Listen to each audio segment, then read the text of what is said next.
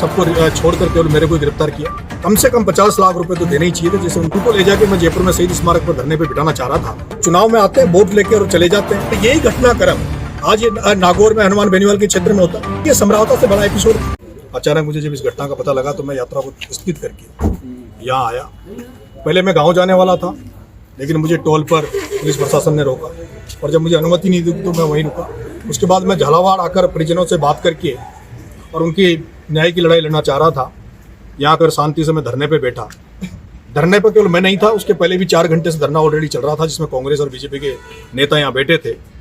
लेकिन पता नहीं क्या कारण था कि सबको छोड़कर केवल मेरे को गिरफ्तार किया। उस दिन जब मेरे को गिरफ्तार किया उससे मैं 151 में मेरे को पाबंद किया था।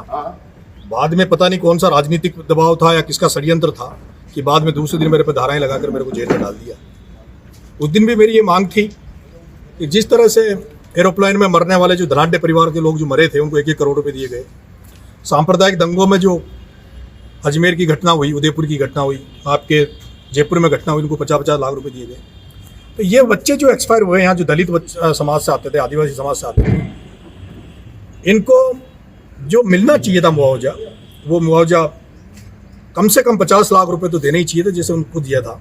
लेकिन यहाँ मेरे को बाद में पता लगा अभी तक भी शायद उनको 10 लाख रुपए की घोषणा हुई, 10 लाख रुपए भी अभी तक नहीं पहुँचाया। 10 लाख रुपए आम एसटी जो लगती है ST SC में कोई भी कानून जो कहीं किसी भी तरह का इस तरह का होता है उसमें भी इतना सा पैसा मिलता है।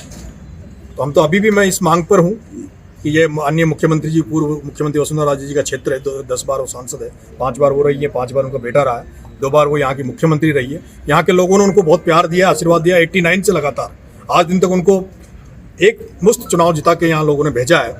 उनका ये फर्ज बनता है कि उनको उन परिवारों को उचित न्याय करें उनके साथ और उनको कम से कम 50-50 लाख रुपए तो मुआवजा दें। लगा कि तो मैंने उनके परिजनों को भेजा था पिपलोदी गांव में, और मेरा मन था कि जब ये लोग नहीं सुन रहे हैं तो उनको ले जाके मैं जयपुर में शहीद स्मारक पर धरने पे बिठाना चाह रहा था। लेकिन उनके अंदर पता नहीं किस बात का डर है, किन लोगों ने भय उनके अंदर बिठा रखा है कि वो बेचारे बोलने के लिए तैयार नहीं है। और मैंने ये भी देखा है, ये जो हाड़ौती अंचल है, कोटा, बाराबूंदी, झालावाड़, यहाँ जो लोग राजनीति कर रहे हैं वो केवल जेबें भरने की, केवल चुनाव में आते हैं, वोट लेके और चले जाते हैं। यहाँ आंदोलनों की राजनीति नहीं होती।